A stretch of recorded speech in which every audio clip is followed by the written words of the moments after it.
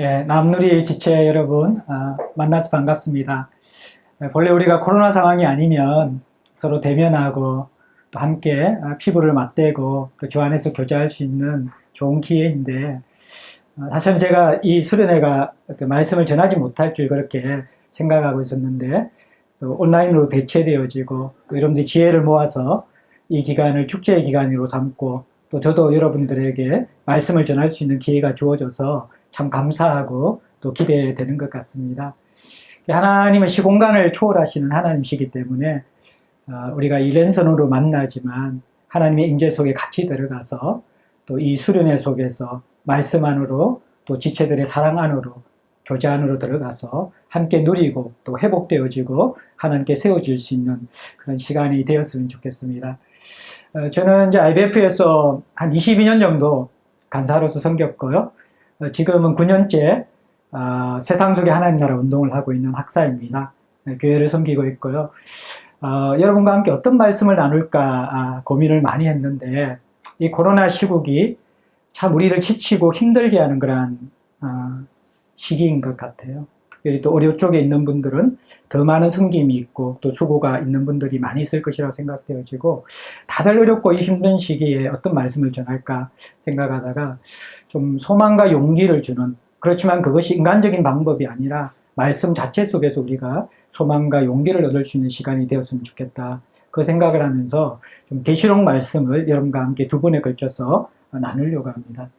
원래 우리의 선입견 속에서 계시록은 어렵고 무서운 책으로 많이 인식하고 있거든요. 상징과 이미지가 많이 나오기 때문에 해석하기 굉장히 어려운 책이고, 계시록은 보통 이단들이 굉장히 좋아하는 책인 것, 그렇게 오해하고 있고, 또 이 자체가 심판이라는 메시지가 너무 많기 때문에 또 이 계시록이 무서운 책이라 그렇게 생각하고 있는데, 그 계시록의 배경이 로마 제국하에서 박해받고 있는 초대교회 성도들에게 주어진 책이거든요. 어떻게 보면 조금 상황은 다르지만 코로나 상황 가운데 우리가 답답하고 힘들고 하루하루 짓눌리는 인생을 살아가는 우리들에게 어떻게 보면 이 요한 계시록이 주는 그 메시지가 적실하지 않을까, 그렇게 생각을 합니다.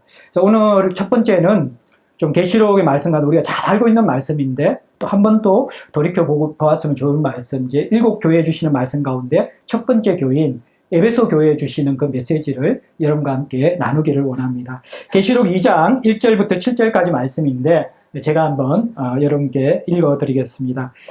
에베소 교회 사자에게 편지하라. 오른손에 있는 7뼈를 붙잡고 7금 촛대 사이를 거니시는 이가 이르시되, 내가 네 행위와 수고와 내 인내를 알고 또 악한 자들을 용납하지 아니한 것과 자칭 사도라 하되 아닌 자들을 시험하여 그의 거짓된 것을 네가 드러낸 것과 또 네가 참고 내 이름을 위하여 견디고 게으르지 아니한 것을 아노라. 그러나 너를 책망할 것이 있나니 너의 처음 사랑을 버렸느니라. 그러므로 어디서 떨어졌는지를 생각하고 회개하여 처음 행위를 가지라. 만일 그리하지 아니하고 회개하지 아니하면 내가 네게 가서 네 촛대를 그 자리에서 옮기리라. 오직 네게 이것이 있으니 네가 니골라당의 행위를 미워하는도다. 나도 이것을 미워하노라. 귀 있는 자는 성령이 교회들에게 하시는 말씀을 들을지어다. 이기는 그에게는 내가 하나님의 낙원에 있는 생명나무의 열매를 주어 먹게 하리라. 이 에베소 교회에 주시는 메시지를 통하여서 먼저 앞부분에 짤막한 에베소 교회에 대한 배경을 살펴보고, 다음에 에베소 교회를 칭찬하시는 그 칭찬의 내용들, 그리고 또 에베소 교회가 회복해야 될 그러한 이 문제들, 그것들을 좀 살펴보고 나서 우리에게 주시는 메시지가 무엇인가 좀 주목하면서 한번 좀 적용해 보았으면 좋겠습니다.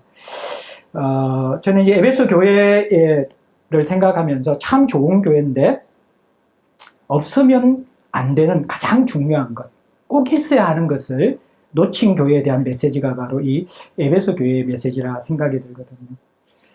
우리가 코로나 상황이라서 해외여행을 이제는 자유롭게 갈 수 없게 되었죠. 열렸기는 했지만 또 격리 기간이 있기 때문에 사실 아마 이 휴가 기간에 대부분 우리 지체들이 국내에 이곳저곳을 찾아가지 이전처럼 외국에 가기는 쉽지 않습니다.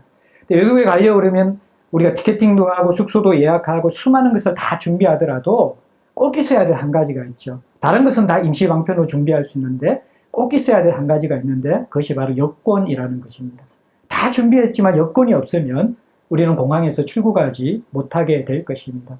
마찬가지로 이 에베소 교회의 메시지를 우리가 묵상하면서 참 훌륭하고 좋은 교회인데 꼭 있어야 될 한 가지를 놓쳤기 때문에 하나님 앞에 책망을 받고 있거든요.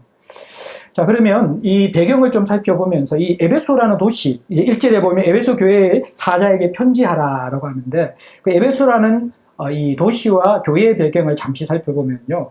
에베소는 이 로마에서 한 네 번째 정도 되어지는 규모의, 소아시아에서 네 번째 정도 되어지는 큰 도시였습니다. 인구 25만 명이 훌쩍 뛰어넘는, 그 당시에 인구 25만 명이 굉장히 큰 도시죠. 뿐만 아니라 경제적으로는 소아시아에서 가장 큰 항구 도시였기 때문에 무역량이 엄청났죠. 활발한 그런 도시였고 사람들이 많이 모이는 그런 경제 도시였습니다. 또 정치적으로는 로마 제국에서 몇 안 되는 자유도시였습니다. 자유도시란 말은 로마 군대가 주둔하지 않는 도시라는 것이거든요. 그만큼 로마 정부에게 신뢰를 받은 도시이고, 아마 로마 총독이 1년에 몇 번씩 순회하면서 중요한 행정과 재판만 하면 되는 그러한 친로마적인 성향과 신뢰를 받고 있는 도시가 에베소라는 도시입니다. 그리고 종교적으로 보면 이제 세계 7대 불가사의 가운데 하나인 아데미 신전이 이곳에 있었거든요. 그래서 이 아데미 신전이 있는 것처럼 굉장히 이 이방 종교에 대한 종교적 열심이 강한 도시가 에베소다, 그렇게 생각할 수 있을 것입니다. 더 나아가서 이제 그러면 에베소 교회는 좀 어떤 배경을 가지고 있는가 생각해 보면요, 이 에베소 교회는 정말 좋은 것을 많이 가지고 있어요. 1차적으로 첫 번째 생각나는 것은 좋은 목회자가 많은 교회였습니다. 첫 번째, 이 에베소 교회가 누가 이게 영향을 줘 세우게 되죠? 에베소의 두란노 소원에서 바울이 메시지를 전하면서 이 에베소 교회가 세워지잖아요. 바울이 이 에베소 교회의 태동의 중요한 목회적 역할을 감당했고요. 그 다음에 디모데, 아볼로, 브리스굴라와 아굴라, 또 심지어는 지금 계시록을 적고 있는 저자인 사도 요한도 이 에베소에서 목회를 한 경험이 있거든요. 기라슨 같은 목회자들이 바로 다 에베소 교회 출신들입니다. 자랑거리가 굉장히 많죠.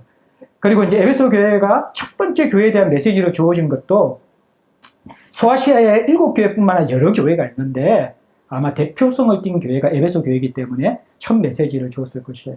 그리고 나머지 이어지는 그런 6교회도 에베소 교회의 간접적인 영향을 받아서 교회가 개척되었거나 또 교회가 세워졌기 때문에 에베소 교회는 장자교회 또는 모교회라고 할 수 있는 것이죠. 그만큼 소아시아 지역에서 아주 자부심을 가질 수 있는 교회이고 선한 영향력을 미치고 있는 교회였어요. 그래서 에베소 이 교회를 중심으로 아주 중요한 공회도 이렇게 열려지게 되어지고 학문적인 활동도 일어나게 되어지면서 이 에베소 교회가 소아시아 지역과 당시의 초대교회에서 담당한 역할은 예루살렘 교회 못지않게 굉장히 많은 영향력을 발휘했던 교회다, 그렇게 볼 수가 있는 것이죠. 자, 그렇기 때문에 이 교회가 그런 영향력을 발휘했다는 것은 좋은 장점이 많은 교회이겠죠. 그래서 그것도 좀 보면요.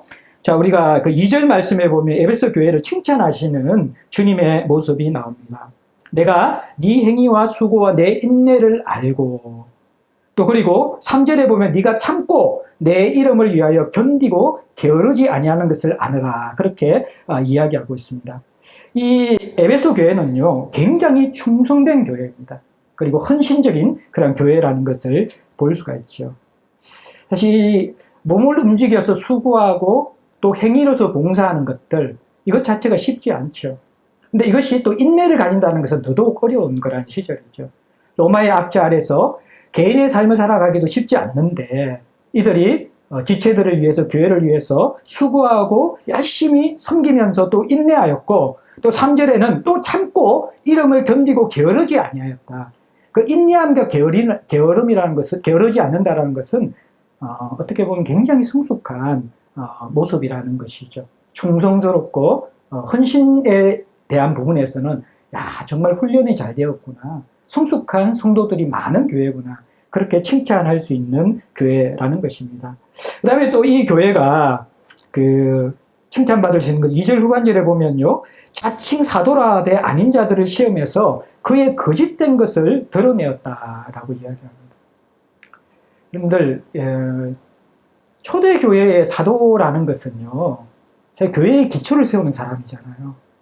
그러니까 어떤 사람이 나는 사도다라고 이야기하면요, 대부분 평신도들은 그 권위와 그 영향력 앞에 굴복하기 마련이고, 그 어떤 이 영향력 앞에 쉽게 흡수되어야 돼 마땅한데, 이 에베소 교회의 장점은요, 아마 이 바울의 영향을 받았고 아볼로의 영향을 받았고 이러한 아주 기라성 같은 특별히 성경의 진리에 대해서 능통한 목회자의 영향을 받았기 때문에 진리에 대한 부분에서 굉장히 강한 교회였다라는 거예요. 그러니까 너가 아무리 사도라고 하더라도 그 메시지를 듣고 나서 분별할 수 있는 그러한 아주 성경적인 깊이, 분별력을 이들이 가지고 있다는 거죠.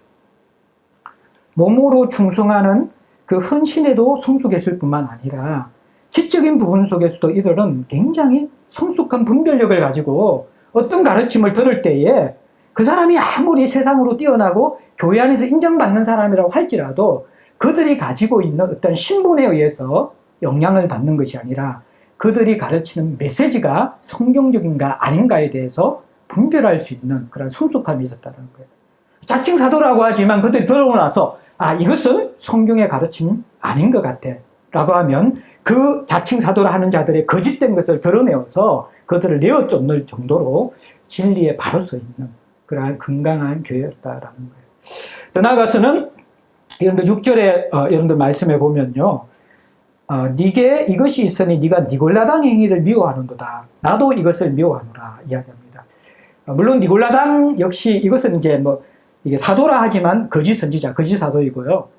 이게 진리에 대해서 잘못 가르치는 사람이고, 니골라당도 진리에 대해서 잘못 가르치는데, 니골라당의 특성은 조금 달라요. 요거는 이제 이혼론에 대한 성향을 가지고 있는 초기 영지주의인데, 제가 긴 시간 같은 걸 쭉 풀어놓겠지만, 쉽게 이야기하면 영지주의적인 가르침을 가지고 쾌락과 세속화에 어느 정도 영향을 받은 거란 가르침을 교회 내에 전파하는 것이 바로 니골라당이었다라는 것입니다. 자, 진리에 대해서 배척했을 뿐만 아니라 진리를 분별해서 거짓 진리를 배척했을 뿐만 아니라 이들은 세상의 쾌락, 적당히 어떻게 타협하고 또 주님도 섬기면서 세상도 즐길 수 있는 그러한 니골라당의 가르침, 굉장히 매력적인 가르침이죠. 둘 다를 얻을 수 있는, 로마의 유익도 얻을 수 있고 또 주님이 주시는 유익도 얻을 수 있는 그 양다리를 거칠 수 있는, 대부분 이게 교회들이 핍박보다도 세속화에 더 무너지거든요. 이 니골라당의 가르침에 보면 다른 교회들이 많이 무너져요. 근데 이들은 에베소 교회는 진리 안에 바로 서면서 또 거룩도 추구했다라는 거예요. 하나님 안에 다른 쾌락에 넘어지지 않는 거룩도 추구할 정도로 아주 건강한 교회였다는 거예요. 주님도 이 니골라당을 미워하는데 너희들도 분별력을 가지고 내가 가지고 있는 거룩의 속성을 함께 담고 있구나. 내가 미워하고 내가 싫어하는 것을 너희들도 미워하고 싫어하는구나 라고 할 정도로 이들은 아주 성숙한, 어떻게 보면 거룩을 추구하고 있는 아름다운 모습을 가지고 있다는 거예요. 자, 이 정도 이야기하면 본이 될 만한 교회이죠. 우리가 본받고 싶은 교회이고 충성됨이 있잖아요. 삶으로 드리는 충성됨이 있잖아요. 그리고 진리에 대한 분별력이 있잖아요. 세속에 물들지 않는 거룩함이 있잖아요. 이 정도 되면 교회로서는 최고죠. 그래서 어떻게 보면 이 에베소 교회가 장자 교회 같은 역할을 하면서 가장 첫 번째 대표적인 교회를 등장하고 또 나머지 6교회에 영향력을 줄 수 있는 교회, 또 목회자까지 좋은 목회자들이 많았고, 아마 그들은 에베소 교인이다 그러면 프라이드를 가지고 있었을 거예요. 우리는 에베소 교인이다 그러면 신앙생활 잘하는 교회, 누가 봐도 영향력 있는 거란 신앙생활하는 교회, 진리에 바로 선 교회, 충성스러운 교회, 세속화되지 않는 교회, 건강한 교회. 그것이 아마 이 에베소 교인들도 스스로 생각하고 주변의 교회들도 그렇게 인식하고 있었을 것입니다. 그런데 교회의 주인이시고 교회를 잘 하시는 주님께서 한 가지 너희들에게 책망할 게 있다고 이야기하는 거예요. 이 수많은 칭찬할 요소들이 있는데 한 가지 책망할 것이 있는데 그 책망이 뭐냐 그러면 4절 말씀에 나오는 것이죠. 너를 책망할 것이 있나니 너의 처음 사랑을 버렸느니라 라고 그렇게 이야기하고 있습니다. 어떻게 보면 딱 한 가지밖에 없잖아요. 별것 아닌 것 같잖아요. 대부분 많은 것이 좋고 칭찬받는 교회인데, 칭찬받는 성도들인데 처음 사랑, 살다 보면 우리도 사랑이 식어질 수 있잖아요. 결혼하고 살다 보면 사랑이 식어질 수 있고, 사랑과의 관계 속에서도 또 신앙생활을 하면서 어떻게 뜨거운 첫사랑을 계속 유지할 수 있는가, 우리는 그렇게 좀 쉽게 생각할 수 있을 것 같아요. 그런데 이 메시지가 우리가 생각하는 것보다 굉장히 심각한 것은 이 한 가지지만 이것을 회복하지 못하면 결과가 어떻게 되냐 그러면요, 5절에 보면 만일 그리하지 아니하고 회개하지 아니하면 어떻게 한다고요? 내가 네게 가서 네 촛대를 그 자리에서 옮기리라. 이 말이 무슨 말이냐 그러면요. 이 촛대라는 것은 그 교회의 사명이거든요. 더 쉽게 이야기하면 교회의 교회됨이에요, 촛대는. 근데 에베소 교회를 향하여서 너희들 처음 사랑을 회복하지 않을래? 그러면 나도 너희들을 교회로 인정하지 않겠다는 거예요. 교회됨을 잃어버렸다는 거예요. 성도됨을 잃어버렸다는 거예요. 여러분들 일곱 교회에 대한 메시지의 구조가 문학적으로 보면요. 첫 번째 일곱 교회가 가장 심각한 교회입니다. 일곱 번째 교회가. 첫 번째 교회가 에베소 교회잖아요. 처음 사랑을 잃어버렸기 때문에 촛대를 옮긴다고 그래요. 일곱 번째 교회가 라오디게아 교회잖아요. 이 라오디게아 교회는 차지도 덥지도 않고 미지근하기 때문에 역겨워서 내 입에서 토해내겠다는 거예요. 그러니까 촛대를 옮긴다는 말이나 내 입에서 토해내겠다는 말은요. 똑같은 의미입니다. 둘 다가 교회됨을 상실했기 때문에 성도됨을 상실했기 때문에 더 이상 교회로 인정하지 않겠다는 거예요.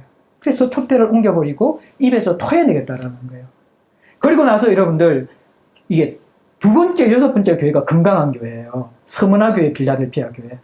근데 이 서머나 교회, 빌라델피아 교회는 겉으로 보면 굉장히 이게 어떻게 보면 애틋한 교회예요. 환난과 궁핍에 있는 교회이고 작은 능력을 가진 교회예요. 환난과 궁핍에 있고 작은 능력을 가진 이 교회인데, 근데 이 교회가 환난과 궁핍이 세상이 알지 못하는 더 큰 부유함으로 인도하기 때문에 정말 축복받은 교회이고요. 작은 능력을 가지고 있는데 큰 능력인 말씀을 붙잡았기 때문에 하나님께 큰 칭찬을 받는 건강한 교회가 되어져요. 그리고 중간에 세 번째, 네 번째, 다섯 번째, 버가모, 도아디라, 또 사대교회. 이 세 번째, 네 번째, 다섯 개는 평균적인 교회예요. 근데 평균적이지만 건강하기보다는 문제가 더 많은 교회예요. 그러니까 에베소 이 일곱 교회의 메시지를 살펴보면 어떤 구조냐 그러면요. 겉으로 보이는 교회는 역겨워 토해내든지 촛대를 옮길 정도의 교회의 모습이 당시 초대교회의 일반적인 모습이었고, 건강한 교회는 숨겨져 있다라는 거예요. 어떻게 보면 오늘날 교회 모습하고 비슷해요. 겉으로 이 코로나 상황에 드러나는 대부분 교회는, 세상에 비춰지는 교회는요, 역겨워 토해내고 싶은, 아니면 촛대를 옮기고 싶은 교회의 이미지라는 것이죠. 그리고 중간에 있는 교회는 그저 그런 교회, 별로 소망이 없는 교회. 그 빌라델피아나 서머나 같은 교회는요, 숨겨진 교회예요.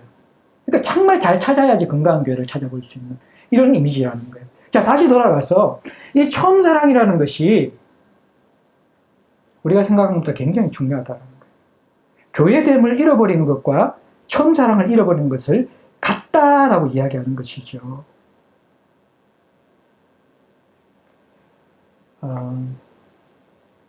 처음 사랑이라는 것은 꼭 정서적이고 감정적인 것을 이야기하는 것보다도 예수 그리스도와의 살아있는 관계를 의미하는 것입니다. 그 생명이 연결되어 있는 관계를 의미하는 것입니다. 그래서 나중에 이제 이기는 자에게 생명나무의 열매를 먹게 하겠다 그러잖아요. 그 생명나무의 열매가 결국 영생을 누리는 것이거든요. 살아있는 주님과의 관계에서 먹고 마시는 그 관계가 유지되고 지속되는 것이지요.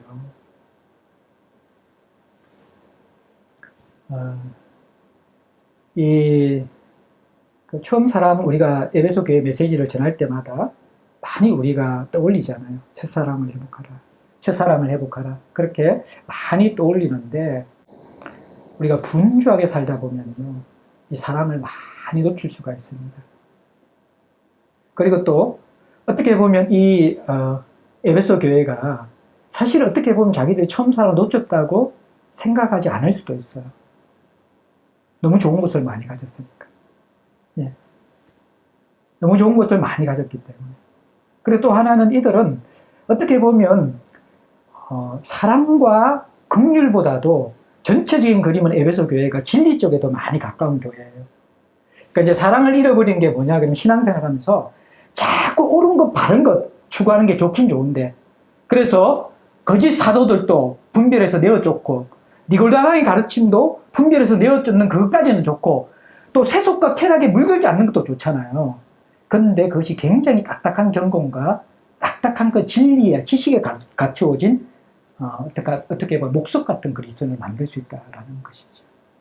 끝으로 볼 때는 굉장히 건강한데 그 존재의 중심에 우리가 예수를 만날 때 느낌이 없는 사람들 있잖아요.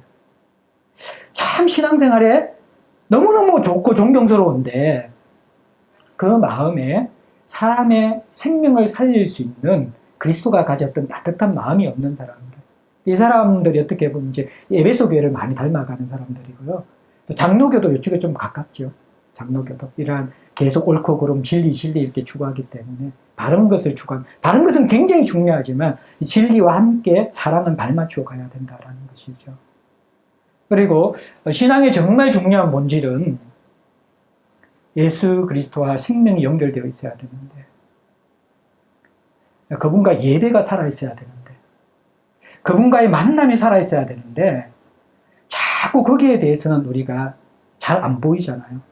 그것은 식어가고 계속 사라져 가는데, 사람들 앞에서 보이고 자기가 가시할 수 있는 행위, 또 가르치는 것, 이것들에 우리가 이제 계속 치중할 수 있다라는 것이죠. 사람은 어떻게 자라나는가?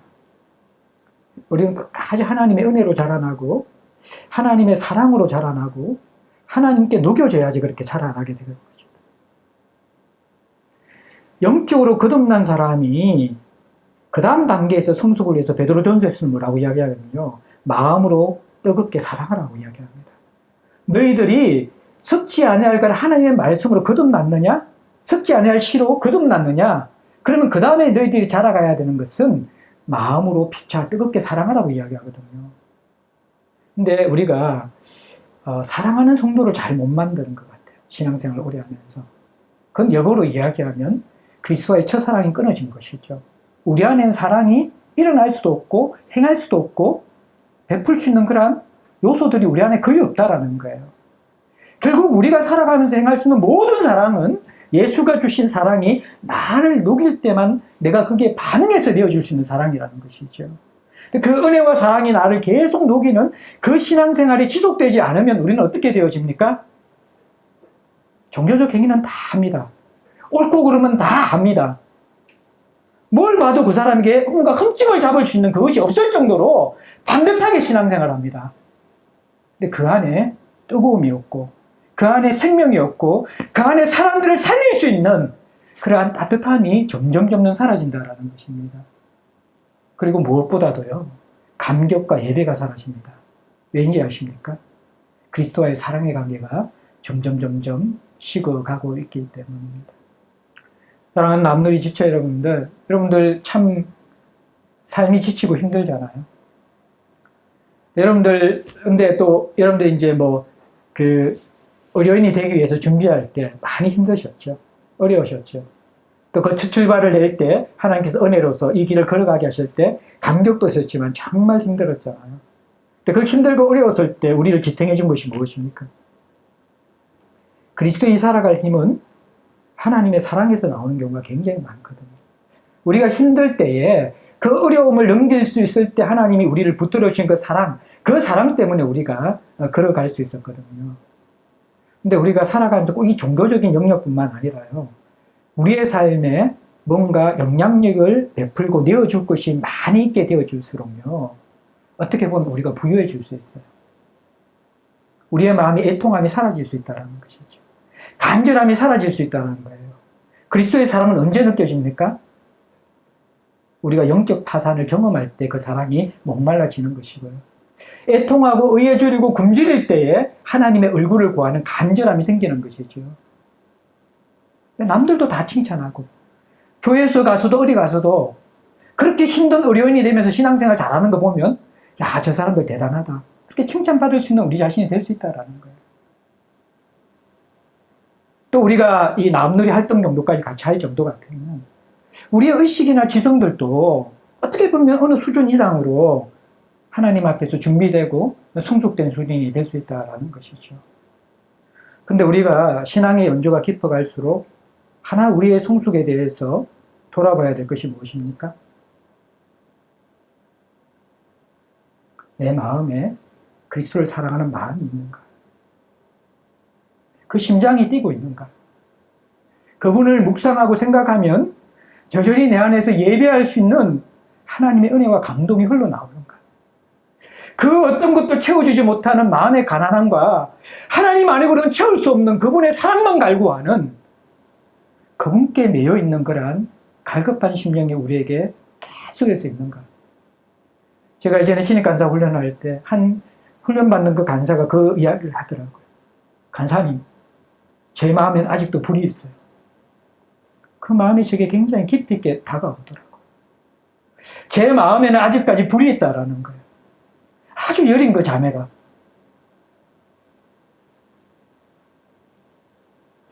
저도 목회를 하면서 제일 고통스럽고 괴로울 때가 개인의 예배가 식어져 가는 것입니다. 제가 참 힘들고 어려울 때는요, 설교를 묵상하고 준비하고 그 설교 묵상한 걸 가지고 밤을 새우면서 주일 새벽을 기다린 적이 굉장히 허다했거든요.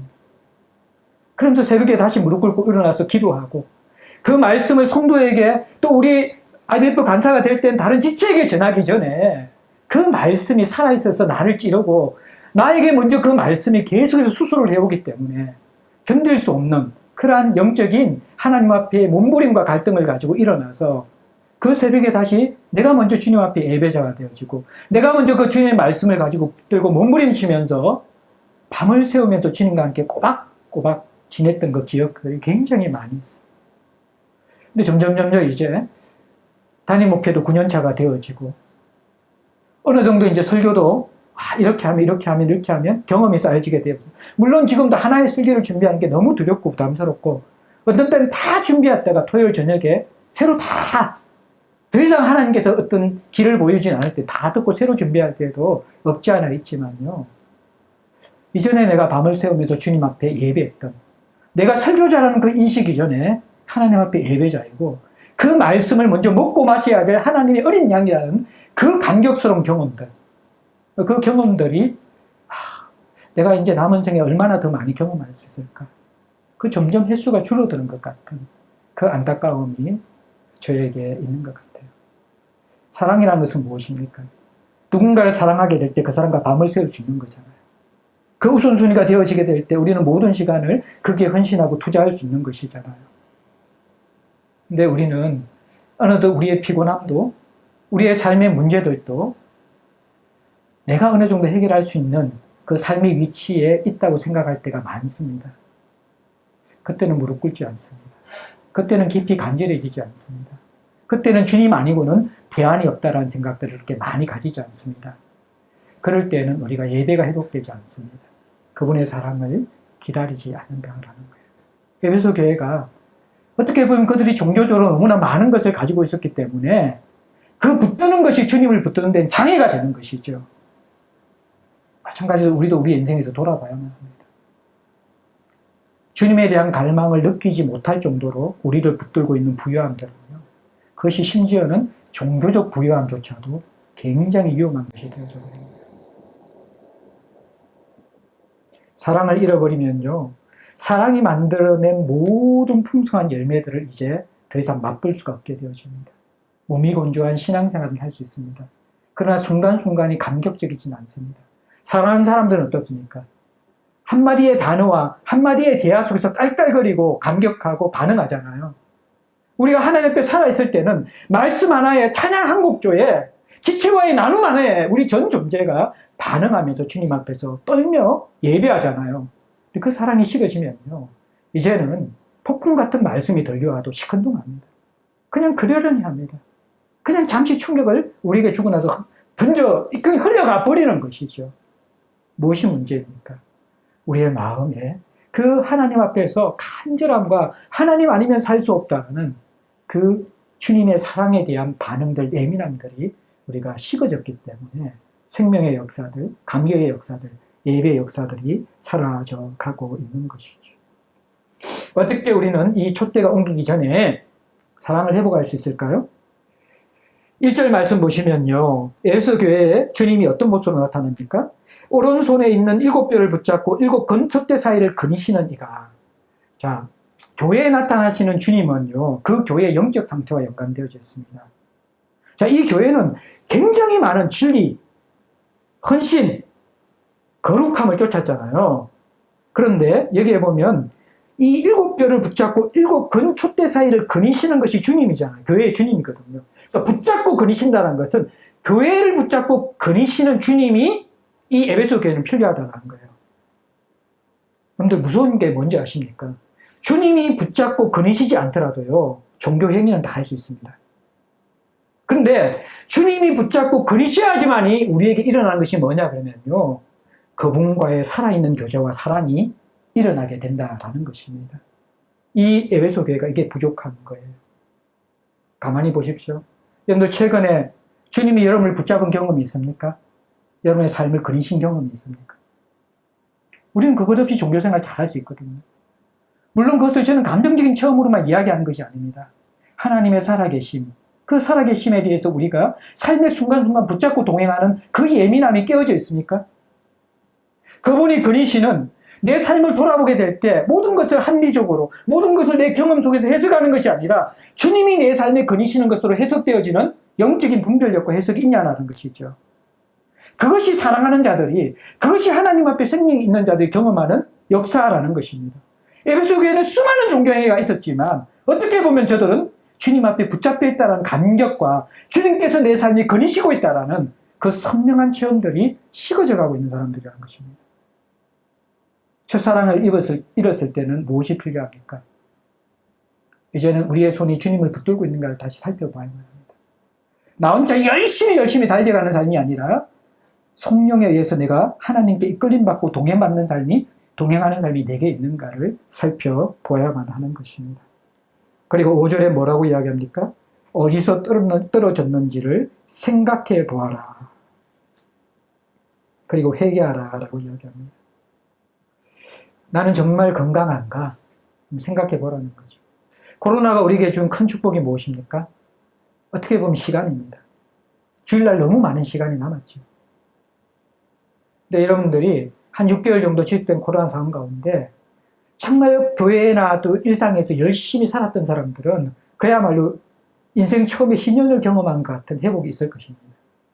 근데 그것이요, 계속 그 힘이 그 상태로만 지속되어지면요, 우리 영혼이 병들게 되어집니다.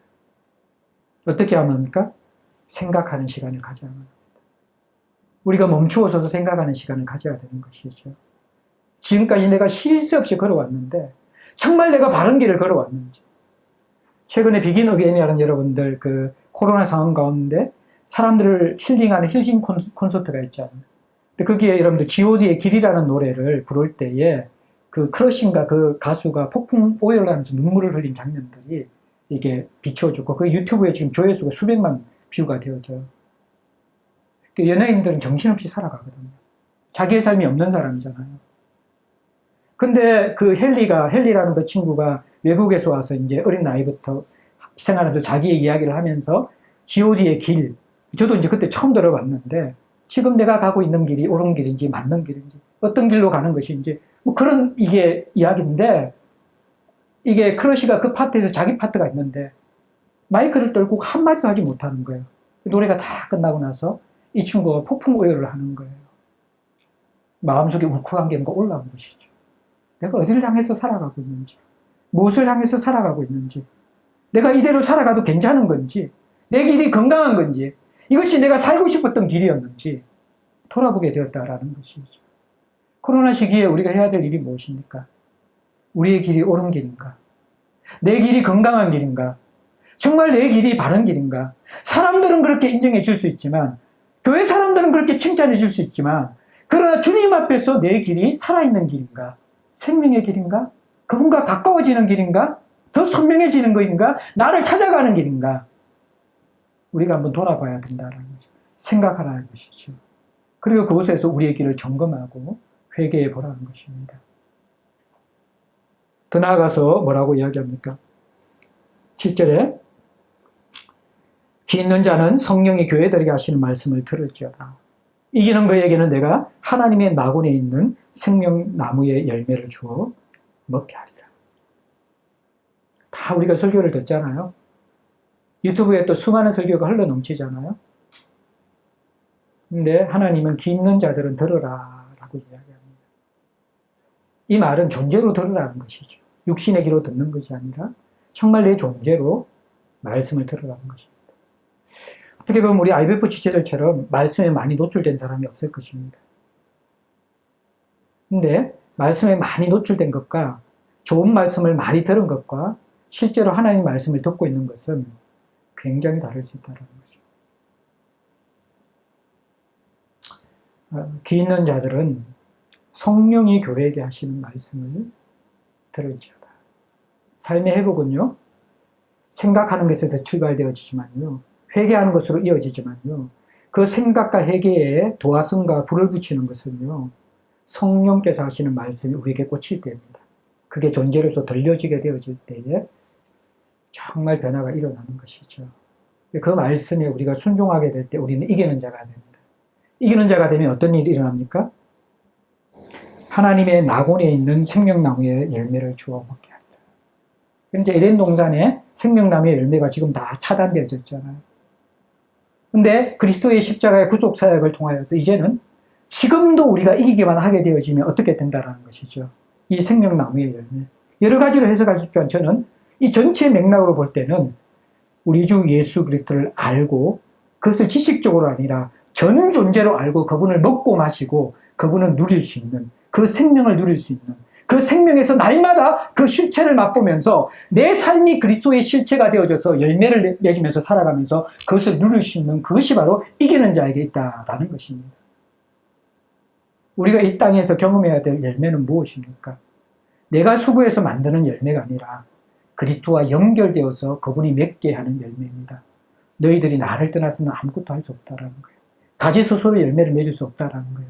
그분의 사랑 안에 거할 때만, 그분을 아는 지식 안에 거할 때만 다시 한번 우리가 회개하고 우리의 종교적인 삶의 그 행위, 그 밑바닥에 있는 자기 중심성과 하나님 없이 살 수 있다는 자신감들과 그분의 은혜와 사랑 없이도 이미 다른 것으로 배불러 있는 우리의 영적인 피폐함들을 제대로 깨닫고 성령의 교회들에게 하시는 말씀을 깊이 인식하면서 생각하고 회개하고 그 말씀을 통해서 주님의 사랑을 달라고 애통하게 되어질 때, 그 사랑으로 살아갈 수 있게 해달라고 내 삶을 회복시켜달라고 기도하게 되어질 때, 내 인생과 내 존재를 붙들고 내 삶을 그니시는 주님으로 다시 내 인생에 찾아와달라고 기도하게 되어질 때에 우리는 하나님 낙원에 있는 생명나무의 열매를 다시 먹을 수 있을 것입니다.